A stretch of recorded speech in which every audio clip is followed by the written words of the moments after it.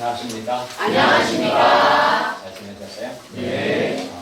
저기 단열목자 뒤에 있는 화분이 제가 그리고 올 때는 약간 굵직했는데 하루 이틀 사이에 바짝거려요. 알아요? 네. 좋습니다. 오늘 이제 말씀은 너희는 세상의 빛이라입니다. 말씀은 마태복음 5장 6절부터 16절입니다.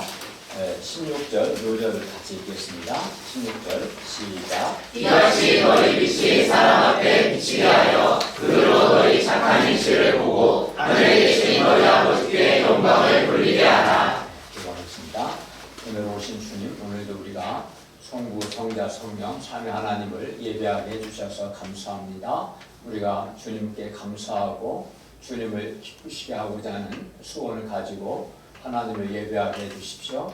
또 살아계신 하나님께 대한 경외심과 하나님의 은혜를 사모하는 겸비한 마음으로 하나님을 예배함으로 하나님이 주시는 은혜를 풍성하게 경험하는 시간이 되게 해주십시오. 예수님의 이름으로 기도하였습니다. 아멘. 5장 우리가 지난번에 배웠던 것처럼 5장 4절부터 12절은 천국 백성의 정체성과 행복에 대해서 말씀하고 5장 13절부터 16절은 천국 백성된 제자들, 즉 우리 신자들이 세상에서 어떤 존재인가, 세상 속에서 우리의 역할과 우리의 가치에 대해서 말씀합니다. 우리가 세상 속에서 어떤 존재인가, 우리의 역할과 우리의 가치에 대해서 정확하게 안다면 우리는 지금보다 더 올바르고 더 가치 있고 더욱 기쁨과 감사로 살 수 있을 겁니다. 그렇기 때문에 오늘 말씀을 통해서 천국 백성된 우리가 세상 속에서 어떤 존재인가, 우리의 역할과 가치에 대해서 배울 수 있기를 기도합니다. 제1장 기뻐하고 즐거워하라. 5장 6절부터 12절 말씀입니다. 첫째, 의에 줄이고 목마른 자가 복이 있습니다. 5장 6절을 읽겠습니다. 시작. 의에 줄이고 목마른 자는 복이 있나니 그들이 배부를 것이며. 여기서 의는 하나님의 통치를 받은 결과 하나님의 뜻에 순종하는 것, 하나님의 뜻에 순종하는 것이 의입니다. 의는 하나님께서 옳다고 여기시는 것, 즉 하나님께서 원하시는 것이 의입니다. 천국 백성들은 예수님을 믿음으로 의롭게 되고 하나님과 바른 관계를 맺은 사람들입니다. 우리가 예수님을 믿으면 의롭다함을 받고 하나님과 바른 관계를 맺게 됩니다. 그래서 이제 천국 백성은 신자죠. 하나님의 통치를 받고 그 결과 하나님의 뜻에 순종하고자 하는 마음을 갖게 됩니다. 자신의 삶 속에서 하나님의 뜻이 이루어지기를 간절히 갈망하고 기도합니다. 그러니까 예수 믿는 신자는 의롭다함을 받고 하나님과 바른 관계를 맺고 그 하나님의 다스림을 받다 보면 그 하나님의 뜻을 이루고자 하는 뜻이 이루어지기를 갈망하게 됩니다. 즉 한마디로 의에 줄이고 목마르게 됩니다. 그리고 이렇게 의에 줄이고 목마른 사람은 복이 있습니다. 그 이유는 그들이 배부를 것이기 때문입니다. 그리하여 의에 줄이고 목마른 사람은 하나님이 주시는 참 만족과 참 기쁨을 누리게 됩니다. 그러나 사람들이 의에 줄이고 목마르기보다 세상의 것들, 세상 권력이나 돈이나 또는 사람들의 인정이나 칭찬 또는 쾌락이나 잔재미, 세상 정욕 등에 줄이고 목말라 합니다. 그러나 이러한 것들은 근본적으로 우리에게 참된 만족을 주지 못합니다. 사람의 인정과 칭찬에 줄인 사람은, 목마른 사람은 더욱 사람에게 매이게 되고 심하면 사람의 종이 되고 맙니다. 돈에 목마른 사람은 돈의 노예가 됩니다. 오늘날 많은 사람들이 쾌락이나 잔재미에 목말라 합니다. 그러나 쾌락이나 잔재미는 아무리 채워도 근본적으로 참 만족이 없습니다. 쾌락에 목마른 사람은 결국은 정욕의 노예가 되고 그의 영혼은 배부르는 것이 아니라 죄의식으로 더욱 곤고하게 될 겁니다. 우리가 의에 줄이고 목말라하지 않으면 여러 가지 세상 욕망들이, 여러 더러운 욕망들이 우리를 유혹합니다. 우리가 돈이나 쾌락, 세상 정욕이나 사람의 인정이나 칭찬 등에 줄이고 목마른 사람이 아니라 곧 이 땅에 하나님의 뜻이 이루어지는 것에 줄이고 목마른 자들이 되어 하나님이 주시는 참 만족과 기쁨으로 배부르게 되기를 바랍니다. 둘째, 긍휼히 여기는 자가 복이 있습니다. 5장 7절을 같이 읽겠습니다. 시작. 긍휼히 여기는 자는 복이 있나니 그들이 긍휼히 여김을 받을 것이며. 긍휼히 여기는 사람, 즉 불쌍히 여기는 사람이 복이 있는 것은 그가 하나님께 긍휼히 여김을 받기 때문입니다. 그런데 하나님께서 먼저 우리 인생들을 긍휼히 여기셨습니다. 우리가 죄인 되었을 때 하나님께서 우리를 불쌍히 여기사 예수님의 죽으심과 부활을 통해서 우리를 구원해 주셨습니다. 하나님께서 우리를 긍휼히 여기셔서 정죄받아 마땅한 우리를 정죄하지 않으셨습니다. 긍휼은 어려움과 곤경에 처해 있는 사람들을 불쌍히 여기고 도와주는 겁니다. 그리고 긍휼히 여기는 마음과 긍휼히 여기는 행동은 결코 분리되지 않습니다. 누군가를 정말 긍휼히 여기게 되면 긍휼히 여기는 그 마음은 반드시 긍휼히 여기는 행동으로 나타납니다. 그리고 이렇게 긍휼히 여기는 사람은 그가 하나님의 긍휼히 여김을 받기 때문에 행복합니다. 천국 백성은 자신이 먼저 하나님의 긍휼히 여김을 받았기 때문에 다른 사람에 대해서 긍휼히 여기는 마음을 갖게 돼요. 그래서 긍휼히 여기는 마음은 천국 백성의 모습, 정체성이고 천국 백성의 특성입니다. 셋째, 마음이 청결한 자가 복이 있습니다. 5장 8절을 읽겠습니다. 시작. 마음이 청결한 자는 복이 있나니 그들이 하나님을 볼 것이며. 청결한 마음은 예수 그리스도의 피로 씻겨진 마음, 깨끗한 마음입니다. 마음의 청결은 하나님 앞에서 전적인 진실함과 나누이지 않은 충성심을 뜻합니다. 마음이 나눠지면 그는 청결하지 않은 거죠. 하나님과 세상에 마음이 나누어지면 청결하지 않습니다. 여기서 청결함은 깨끗한 마음이고 이 마음은 하나님 앞에서 전적인 진실함과 나누이지 않은 충성심을 뜻합니다. 청결한 마음은 그래서 하나님에 대해서나 사람에 대해서나 겉과 속이 다르지 않고 두 마음을 품지도 않은 진실한 마음입니다. 그래서 마음이 청결한 것도 하나님의 통치받는, 하나님의 다스림을 받는 천국 백성의 모습입니다. 예수님은 마음이 청결한 사람이 복이 있다고 말씀하십니다. 왜냐하면 마음이 청결한 사람이 하나님을 볼 것이기 때문입니다.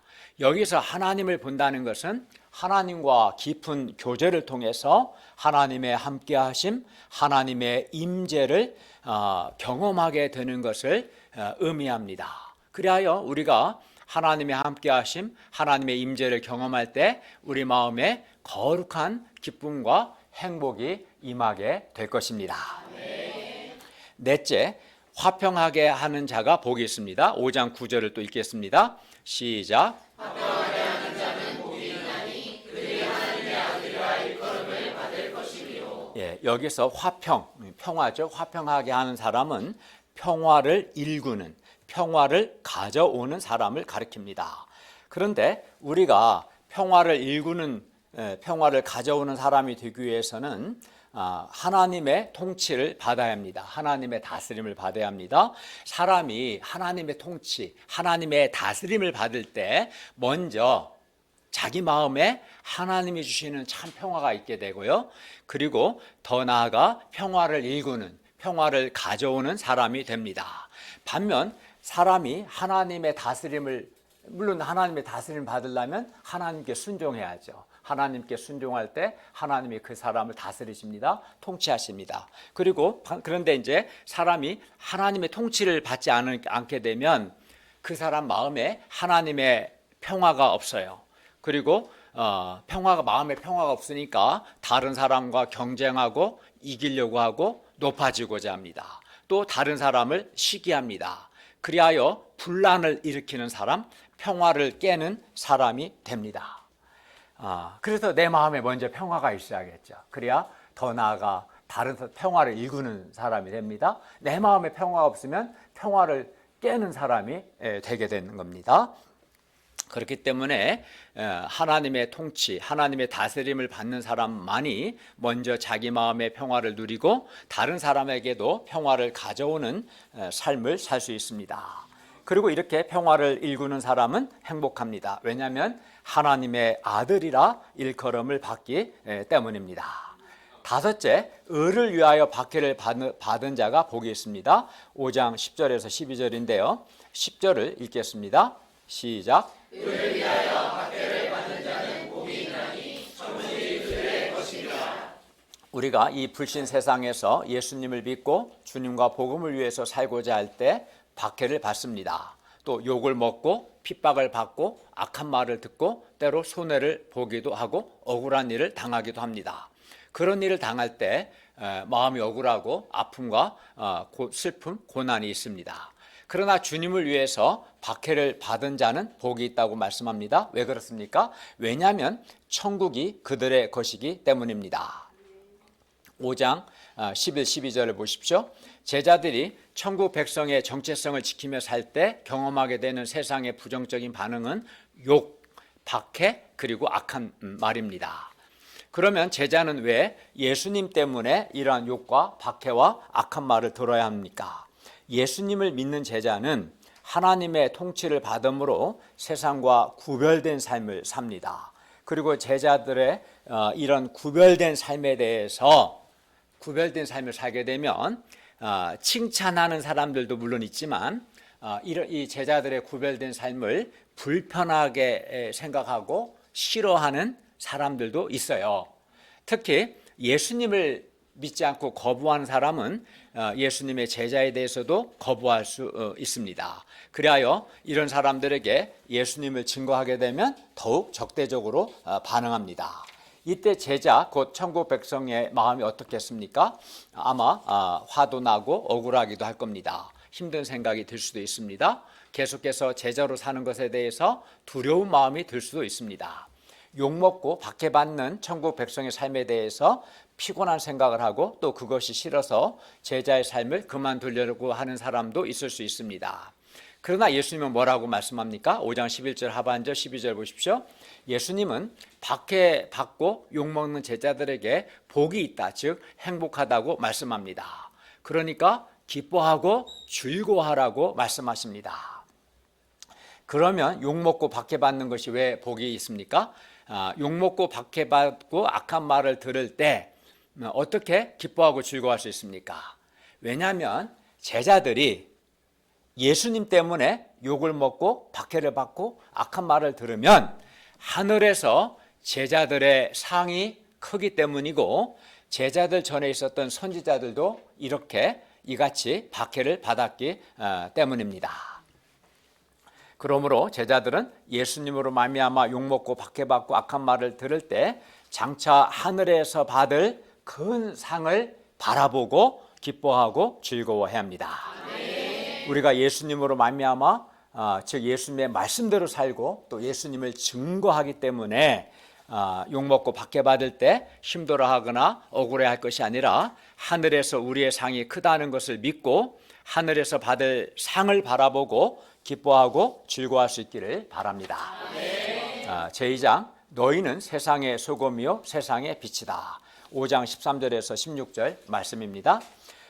첫째, 너희는 세상의 소금이니 5장 13절부터 16절에서 예수님은 천국 백성된 신자는 이 세상에서 어떠한 존재인가, 즉 하나님의 백성의 역할과 가치에 대해서 말씀합니다.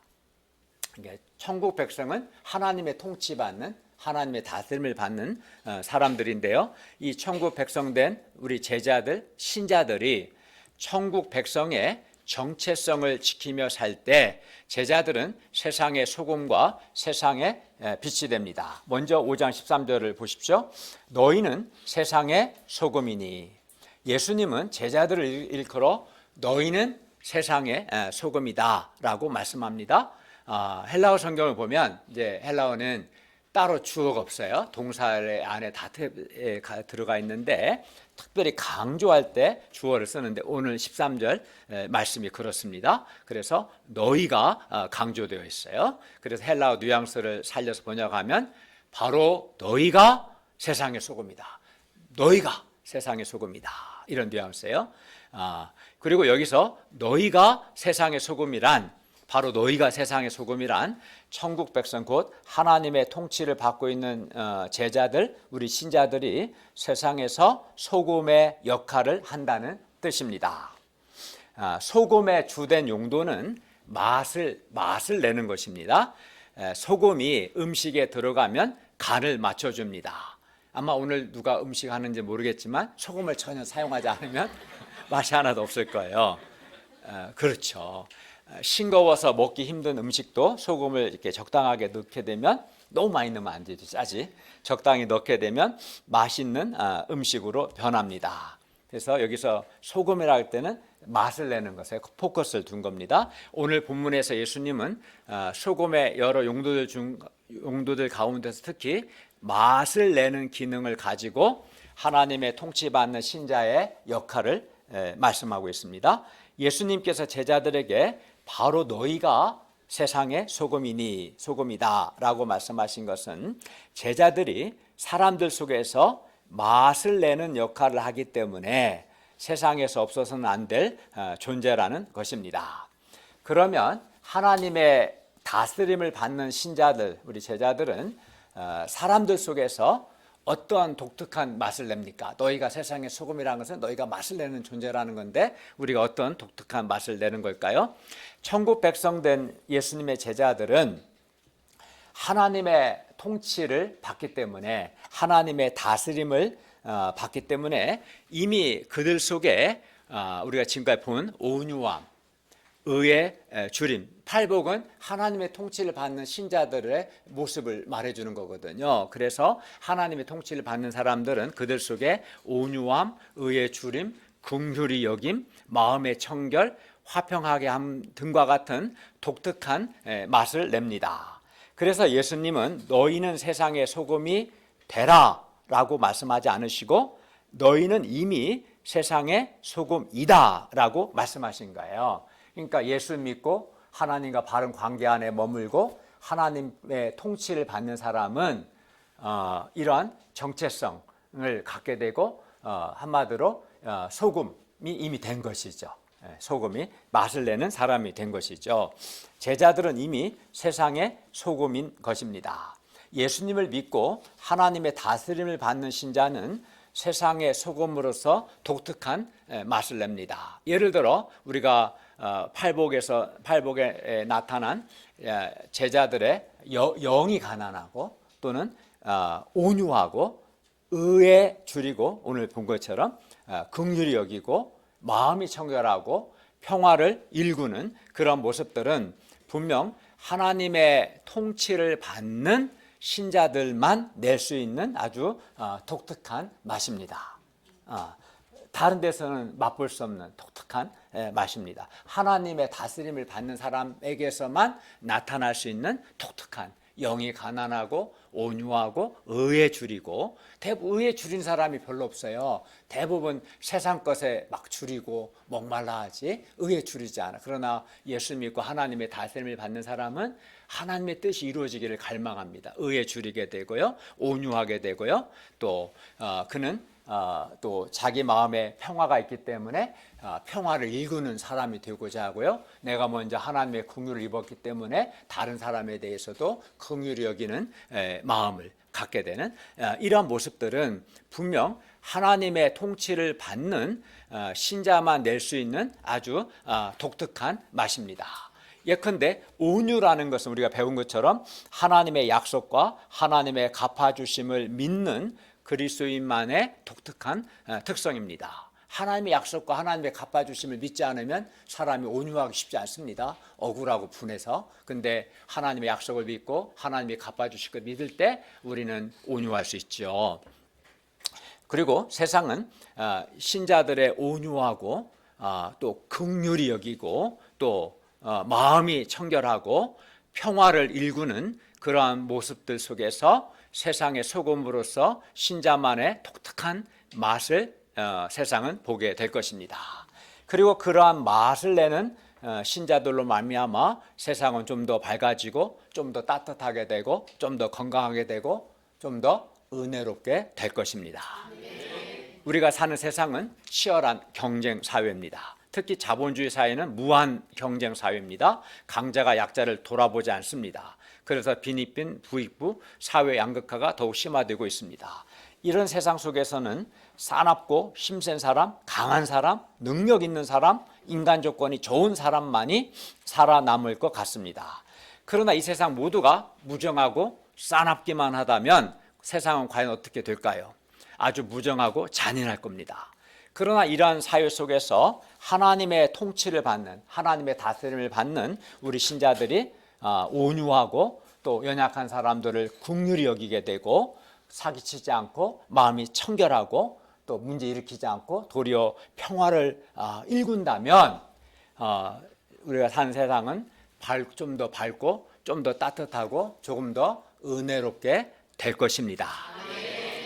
온유함이 싸나움으로 상처받은 사람들을 다시 살립니다. 긍휼, 불쌍히 여김이 연약한 사람들을 살리고 건강하게 할 수 있습니다. 온유한 사람, 긍휼이 풍성한 사람, 마음이 청결한 사람, 평화를 일구는 화평하게 하는 사람이 있을 때 많은 사람들이 살아나고 세상은 좀 더 건강하게 되고 좀 더 밝아지고 좀 더 은혜롭게 될 것입니다. 그러므로 하나님의 다스림을 받음으로 소금의 역할을 하는 우리 신자들은 세상에서 없어서는 안 되는 정말 소금과 같은 귀한 사람들입니다. 그래서 예수님은 말씀하십니다. 바로 너희가 세상의 소금이다. 하나님의 통치를 받는 너희가 세상의 소금이다 라고 말씀합니다. 물론 하나님의 통치를 받아야겠죠. 하나님의 통치받지 않으면 소금이 될 수가 없겠죠.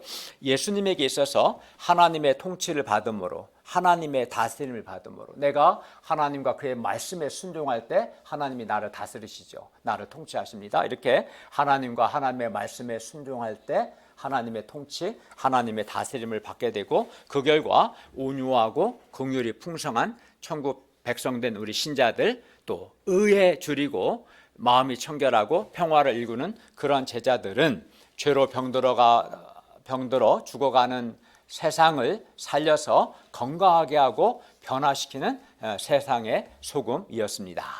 예수님은 바로 너희가 세상의 소금이라고 말씀하셨는데요. 예수님은 하나님의 통치를 받는 예수님의 제자가 세상을 살리고 세상을 건강하게 하고 세상을 변화시킨다고 보셨습니다. 그러므로 비록 몇 사람이라도 제자들은 제자의 그 독특한 맛, 곧 하나님 백성의 정체성이죠. 소금은 하나님의 백성의 독특한 맛이고 하나님의 백성의 정체성을 가리키는 거죠. 온유함, 긍휼, 마음의 청결함. 이게 이제 하나님의 다스림을 받는 신자에게만 나타나는 독특한 맛이고 신자의 정체성이죠. 그리고 이것이 소금입니다. 그렇기 때문에 우리가 이 독특한 맛, 즉 하나님 백성의 정체성을 잃지 않고 굳게 지킬 수 있기를 바랍니다. 거칠고 무정하고 거짓되고 싸납고 이기적인 사람들만 있는 세상은 전혀 은혜롭지 않습니다. 아주 삭막할 겁니다. 살벌할 겁니다. 마치 소금으로 간을 하지 않은 음식처럼 아주 아무 맛이 나지 않을 겁니다. 아주 무정하고 잔인한 세상이 될 겁니다. 은혜 없는 세상이 될 겁니다. 그러나 하나님의 통치를 받는, 그래서 하나님의 백성의 정체성을 지키는 신자들이 있을 때 세상은 마치 소금으로 간을 한 음식처럼 하나님의 은혜의 맛을 나게 할 겁니다. 온유한 사람, 긍휼히 여기는 사람, 다 이게 신자의 정체성, 이게 소금이죠. 온유한 사람, 긍휼히 여기는 사람, 마음이 청결한 사람, 평화를 일구는 사람, 또 의를 위하여 박해를 받은 사람은 정말 맛을 내는 소금과 같습니다. 그러한 사람이 있음으로 인해서 모임에 은혜가 있고 사랑이 있고 모임이 좀 더 따뜻해지고 더 밝아지고 또 화목하게 됩니다. 또 진실한 사랑의 공동체가 됩니다. 여러분, 근데 어떤 모임에 이기적이고 싸납고 무정하고 거짓된 사람들만 있다고 생각해 보십시오. 은혜가 없을 겁니다. 어두울 것입니다. 연약한 사람들, 능력이 부족한 사람들은 얼마나 많은 상처를 받겠습니까? 그러나 어떤 모임에 온유한 사람들, 다른 사람을 긍휼히 여기는 사람들, 마음이 청결한 사람들, 평화를 일구는 사람들이 있을 때 그 모임은 은혜가 있고 따뜻할 겁니다. 그런 점에서 하나님의 통치를 받음으로 천국 백성의 그 고유한 특성을 소유한 제자들은 분명 세상의 소금입니다. 그러므로 하나님의 통치를 받음으로 하나님께 순종함으로 소금의 역할을 하는 신자들은 세상에 꼭 필요한 가치 있는 존재들입니다. 그러나 천국 백성들은 우리가 반드시 경계해야 할 것이 있습니다. 그것이 뭘까요? 5장 13절 하반절을 보십시오. 소금이부터 한번 읽어볼까요? 시작. 소금이 만일 그 맛을 잃으면 무엇으로 짜게 하리요? 그에는 아무 쓸데없어 다만 밖에 버려져 사람에게 밟힐 뿐이니라. 소금은 매우 귀한 것이고 매우 가치 있는 것입니다. 세상에서 없어서는 안 되는 것입니다. 소금이 없으면 이제 맛있는 음식 먹는 것은 끝나요. 그날로. 단맛, 신맛 이런 맛들은 소금 말고 대체할 수 있는 그 요소들이 많아요. 재료들이 있어요. 근데 유일하게 소금의 그 짠맛은 소금 외에는 대체가 불가능해요. 그래서 독특한 거예요. 단맛, 설탕 없으면 뭐 사탕수수 뭐든 뭐 갖다 쓰면 돼요. 쓸 수 있는 게 많아요. 뭐 단맛이나 신맛이나 매운맛 내는 것도 많이 있어요. 고추장 말고도. 근데 소금의 짠맛은 오직 소금만이 낼 수 있는 맛이에요. 소금이 없어지면 우리는 맛있는 음식은 이제 물 건너가는 거예요. 그날로 끝이죠. 그래서 소금은 귀한 것이고 가치 있는 것이고 없어서는 안 되는 겁니다. 그러나 이렇게 귀하긴 하지만 맛을 잃은 소금은 어떻게 되겠어요? 짠맛을 잃은 소금, 맛을 잃은 소금은 아무 쓸데없어 아무데도 더는 쓸모가 없어서 다만 밖에 버려져 사람에게 밟힙니다. 마찬가지로 우리 그리스도인들도 그리스도인으로서 그 독특한 맛을 잃어버리면 마치 맛을 잃은 소금과 같이 아무 쓸데없습니다. 아무데나 더는 쓸모가 없게 돼요. 예를 들어 온유하지 않은 크리스찬, 긍휼이 없는 크리스찬, 마음이 청결하지 않은 크리스찬, 평화를 일구지 않는 크리스찬, 의에 줄이지 않는 크리스찬은 마치 맛을 잃은 소금처럼 아무 쓸모없는 쓸데없는 크리스찬일 뿐입니다.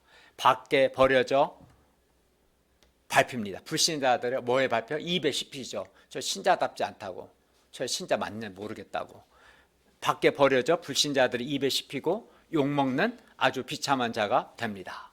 사기 잘 치는 크리스찬, 외식하는 두 마음을 품는 크리스찬, 이기적인 크리스찬, 음담패설 하는 크리스찬, 돈 욕심이 많은 크리스찬, 세속적인 크리스찬, 이들은 아무데도 더는 쓸모없는 정도를 넘어서 사회에 악영향을 끼치는 또 다른 사람에게 해를 끼치는 크리스찬들이 됩니다.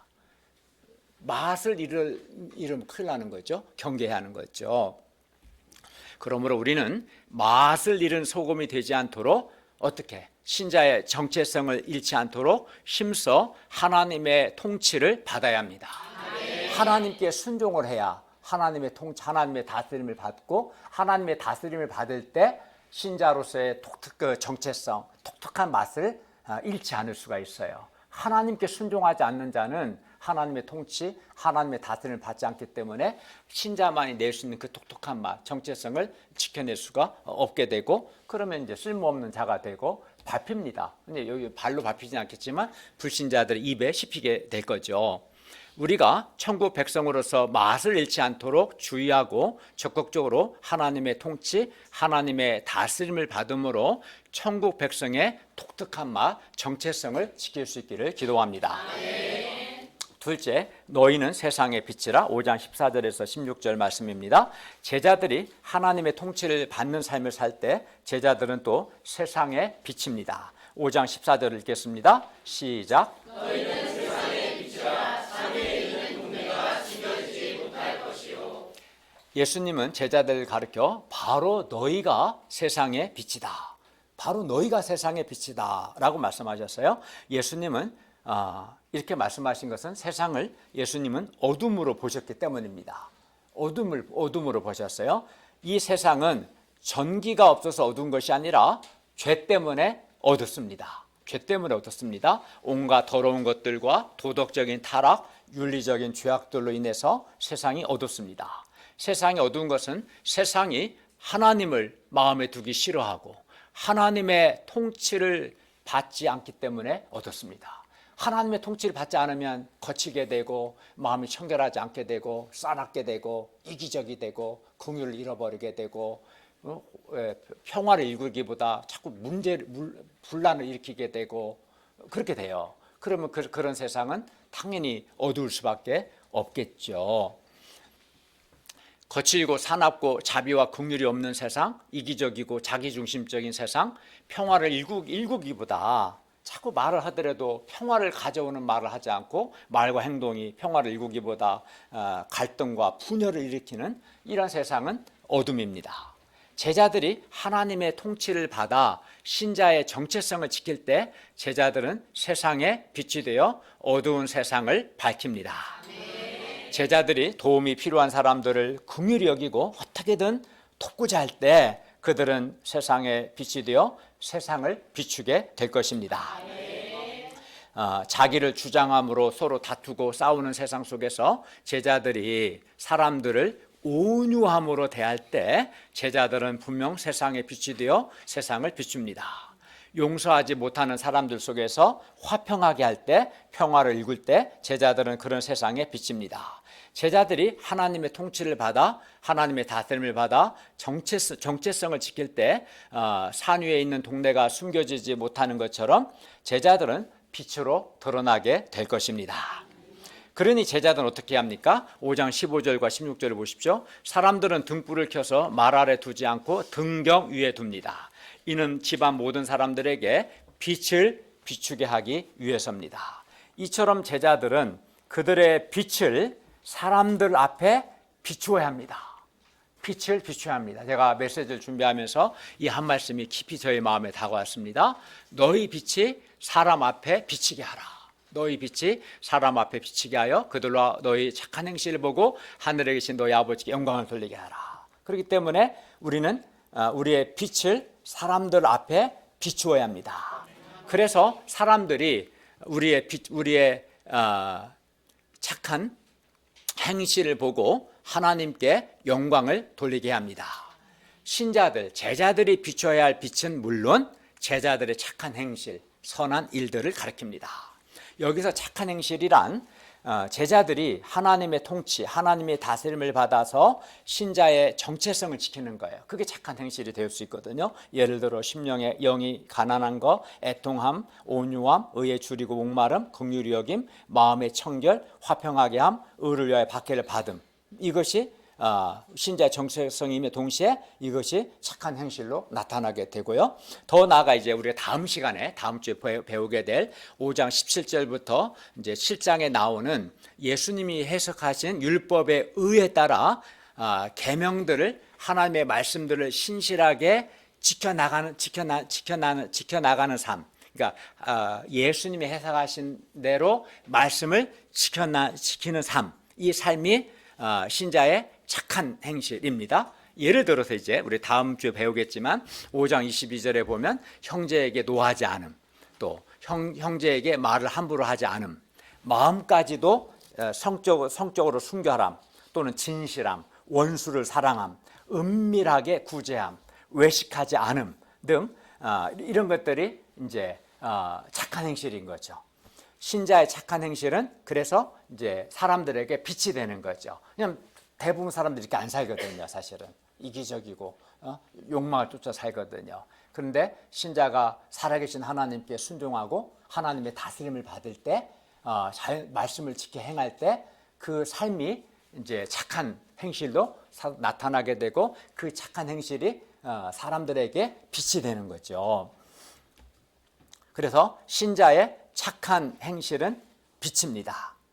그리고 우리는 이 빛을 비춰야죠. 반면 신자의 악한 행실은 어떻게 되겠어요? 악한 행실은 빛이 아니라 이제 어둠이 되는 거죠. 어둠.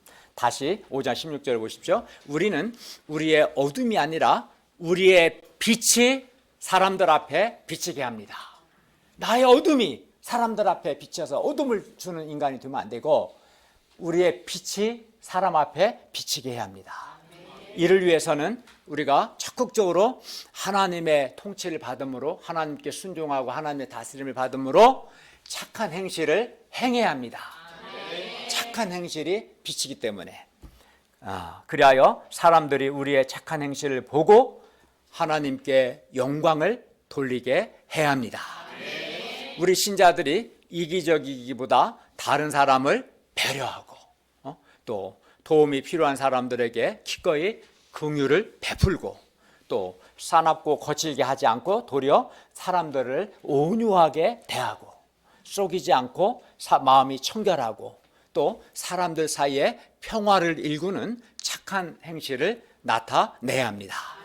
그때 세상은 이러한 우리의 착한 행실, 선한 일들을 보고 하나님 아버지께 영광을 돌리게 될 것입니다. 그러므로 천국 백성 된 우리 신자들이 사람들 앞에 빛을 비추는 것, 우리의 빛을 비추는 것, 곧 착한 행실을 나타내는 것은 신자들의 선택이 아니라 필수입니다. 그리고 이를 위해서는 우리에게 두 가지가 요구돼요. 첫째는 우리는 바로 내가 세상의 소금이고 바로 내가 세상의 빛이라는 것을 인식하고 세상의 소금과 세상의 빛으로서 나의 역할과 나의 가치에 대해서 자부심과 함께 책임감을 가져야 합니다. 이게 중요합니다. 오늘부터 적어도 바로 내가 세상의 소금이고 세상의 빛이다. 그런 나의 역할, 나의 가치를 인식하고 자부심도 가져야지만 동시에 책임감을 가져야 합니다. 지금까지는 막 그냥 되는 대로 살았는데 지금부터는 이제 그렇게 하면 안 되죠. 바로 내가 세상의 소금이다. 바로 내가 세상의 빛이다는 그런 이제 자부심, 책임감을 가질 수 있기를 바랍니다. 둘째는 신자가 세상의 소금이요, 세상의 빛이라고 할 때 아까 뭐라 했어요? 소금은 신자의 독특한 맛을 가리키고 그 독특한 맛은 하나님의 통치받는 신자의 정체성을 가리킨다고 우리가 배웠습니다. 그리고 너희가 세상의 빛이라고 할 때 이 빛은 신자의 착한 행실을 가리킨다고 우리가 방금 배웠습니다. 그러므로 신자의 독특한 맛인 신자의 정체성을 드러내고 신자의 빛인 착한 행실을 하기 위해서는 가장 중요한 게 우리가 적극적으로 하나님의 통치, 살아계신 하나님의 다스림을 받아야 합니다. 어떻게 받습니까? 하나님의 말씀에 순종할 때. 그래서 말씀을 순종해야 합니다. 하나님과 하나님의 말씀에 순종함으로 하나님의 통치, 하나님의 다스림을 받는 사람이 신자의 독특한 맛인 신자의 정체성도 나타낼 수가 있고요. 또 착한 행실을 실천하게 되어서 사람들 속에서 소금도 되고 빛을 비출 수 있습니다. 우리가 말씀에 순종할 때, 근데 내가 말씀을 순종하지 않아요? 하나님의 통치를 받지 않아요? 그러면 우리는 신자의 그 독특한 맛인 정체성이 나타나지 않겠죠. 그죠? 나타나지 않고 또 착한 행실도 안 나타나죠. 그러면 빛을 비출 수가 없잖아요. 그죠? 우리는 세상의 소금이고 세상의 빛인데 이 역할을 하려면은 신자만이 갖고 있는 그 독특한 맛인 정체성이 있어야 하거든요. 또 착한 행실이 빛이잖아요. 그죠? 이를 위해서 우리가 하나님과 하나님의 말씀에 순종할 수 있기를 바랍니다. 그러면 신자의 독특한 맛인 정체성도 지킬 수가 있고 자연스럽게 착한 행실을 행하게 되고 사람들이 우리의 착한 행실을 보고 살아계신 하나님께 영광을 돌리게 될 것입니다. 결론입니다. 예수님은 하나님의 통치를 받는 바로 너희가 세상의 소금이고 세상의 빛이다 라고 말씀하셨습니다. 그러므로 바로 내가 세상의 소금이고 세상의 빛이라는 자부심과 함께 책임감을 가지고 세상의 소금, 세상의 빛의 역할을 할 수 있기를 기도합니다. 우리가 세상의 소금으로서 신자의 독특한 마신 신자의 정체성을 드러내기를 바랍니다. 그리고 세상의 빛으로서 어둠 가운데 있는 사람들에게 빛을 비춤으로 사람들이 우리의 착한 행실을 보고 하나님께 영광을 돌릴 수 있기를 기도합니다. 기도하겠습니다. 은혜로우신 주님, 오늘 말씀을 통해서 바로 하나님의 통치받는 우리가 바로 세상의 소금이고 세상의 빛임을 가르쳐 주셔서 감사합니다. 하나님 아버지, 우리가 우리 자신이 세상의 소금이고 세상의 빛이라는 어떤 자부심 또 책임감을 가지고 또 나의 빛을 비추어서 하나님께 영광을 돌릴 수 있도록 도와주십시오. 이를 위해서 우리가 하나님과 하나님의 말씀에 순종함으로 하나님의 통치, 하나님의 다스림을 잘 받을 수 있기를 간절히 기도합니다. 예수님의 이름으로 기도하였습니다. 아멘.